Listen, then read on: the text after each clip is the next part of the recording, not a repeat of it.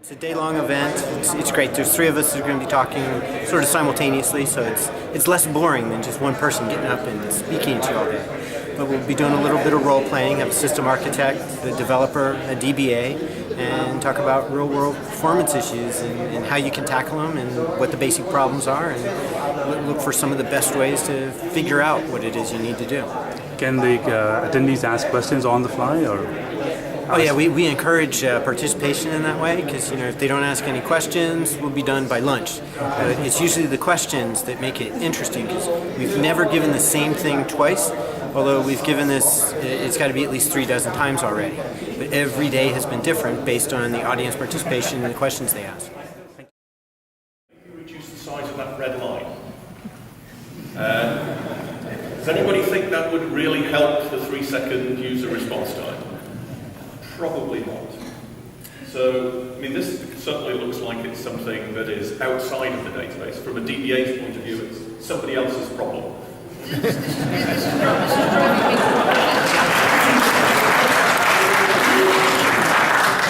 is driving me crazy, because every day I hear from the application teams it's the database's fault. The database people always blame the hardware. So where is the problem? There's got to be things. So, I understand we put some code changes in last week in the application server. Allow us to do more clever caching or something like that. Is it possible to back out those code changes we put in last week? But they were all performance improvements. It's caching more. I'd just like to see the DBA to give an overview of what he thinks the problem is. Well, again, I guess we need to look at the wait events that we've got now. We can see we have this log file sync. A little bit of Google research would lead me to believe that we need to run the log writer in real time. The log writer, explain to me what that is. Well, I can tell you what Google says about it. And you read about this via a Google search, is that correct? I did read about this, yes. And were they running it in production, what they said they were doing? As you can see, we've got these peaks and valleys in terms of performance and response time.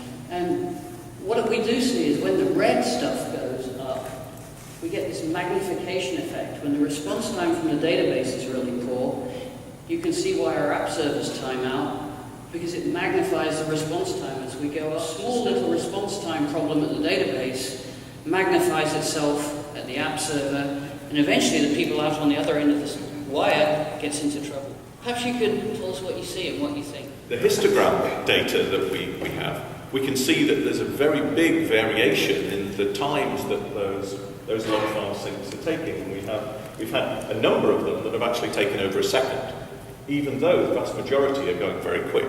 Are you telling me that some of the IOs took over a second to just write a few bytes out? Yeah, well, we don't actually have any log file parallel writes that are over a second, but we have quite a number of them that are between 64 milliseconds and a second.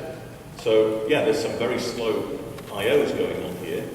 And one of the issues with log file parallel writes being slow is that it backs up all of the transactions. If you have a really slow log file write, then you're going to get many, many more transactions than normal backed up behind that. So you're going to get a disproportionate number of very long log file syncs.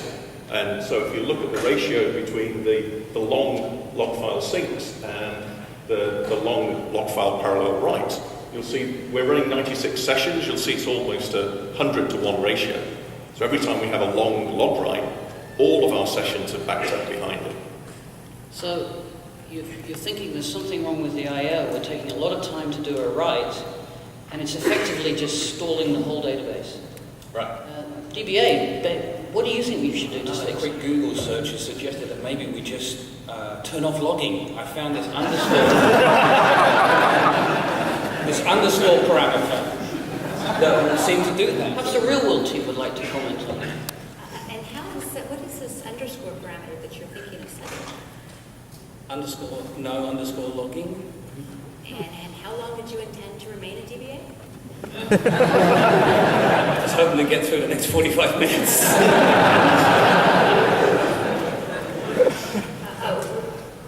Due to the potential for not just data production of your database. We strongly recommend that you don't pursue this option. Don't even test it. I can see why that could be a career limiting maneuver. Okay, so we've eliminated suggestion number 1 on the basis it'll get us all fired.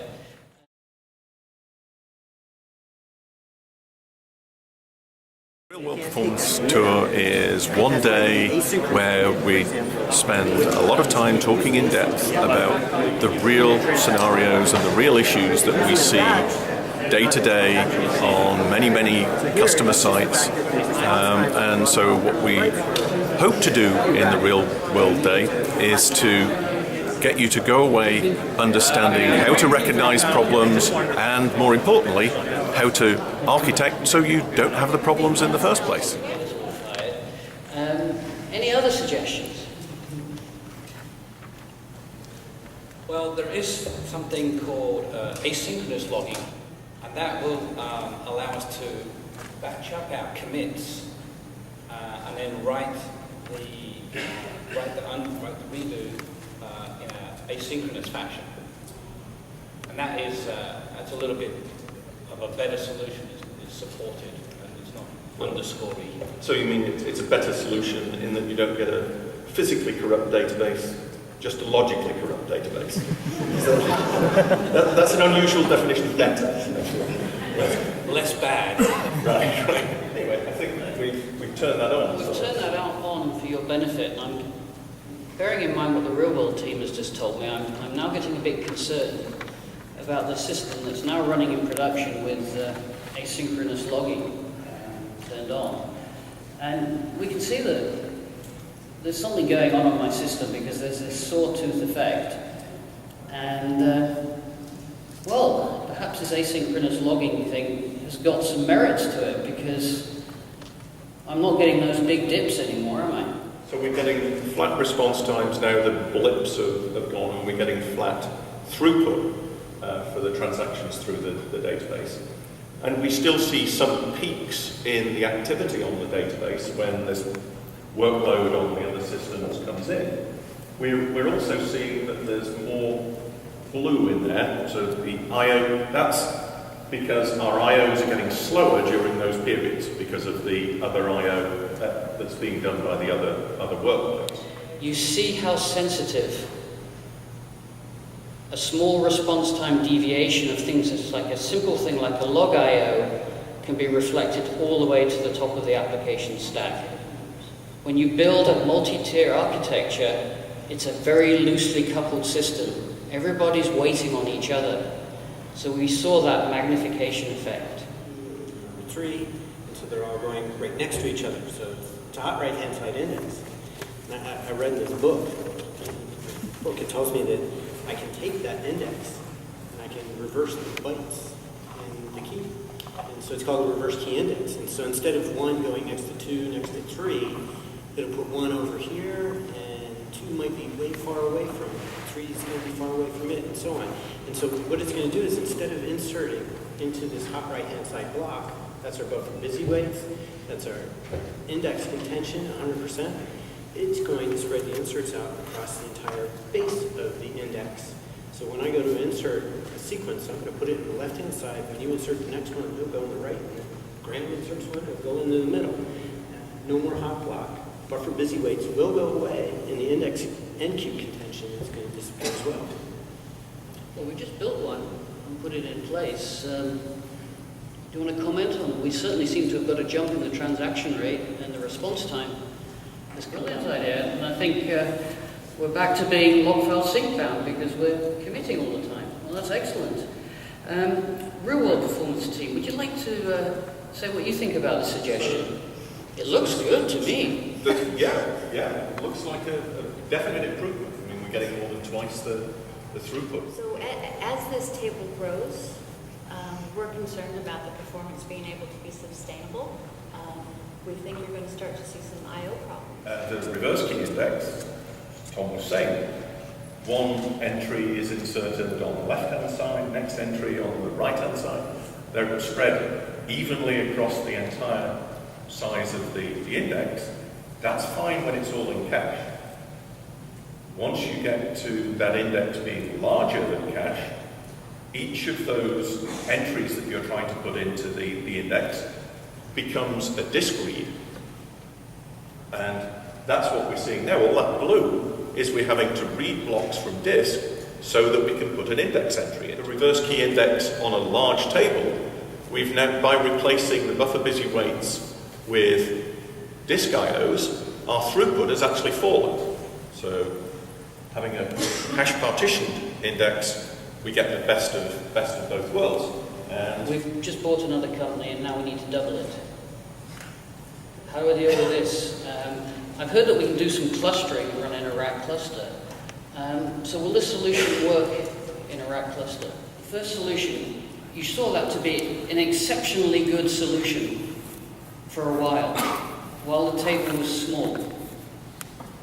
Very good solution. Okay? Until such point that the index became so big, it became bigger than your buffer cache. Okay? And then you had to start doing physical IOs to get it in there. The hash partitioning solution was extremely good because it focused all the insert points into a few pages in memory. So that was really good. Because if you're doing all the inserts in memory, you're not incurring an IO, things are going to run fast. And if you're taking down the contention level, it's likely to scale up. But when you move into a cluster with a hash partition index solution, what's the chance of finding the block you want to find in your own local cache? Well, with 2 nodes, it's 1 in 2. When you go to 3 nodes, it's 1 in 3. As you add nodes, your batting average gets reduced all the time.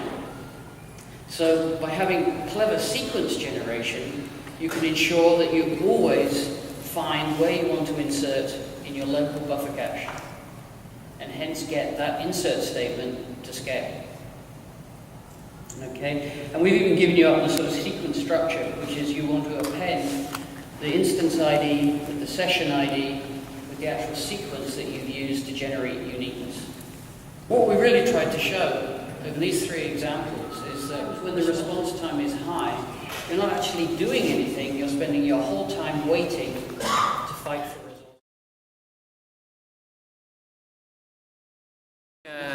The biggest problems people have with database performance is they really make it too complicated for themselves. It's actually quite a simple topic. If they learn how to simplify it, people tend to get hung up on small details that don't matter and forget about the big picture. The other big problem is people tend to hack at performance. They don't tend to actually go to the root cause, and that's the biggest problem we see in the real world. In terms of training people, it's just forcing people to be disciplined, to be numerical, and be logical about the process. Sometimes it's a slow way of doing things, but it's the only way when it gets really hard. Really looking forward to coming to India again. It's nearly been a year since I've been in Bangalore. I look forward to some great curry and people telling me how bad England is at cricket these days.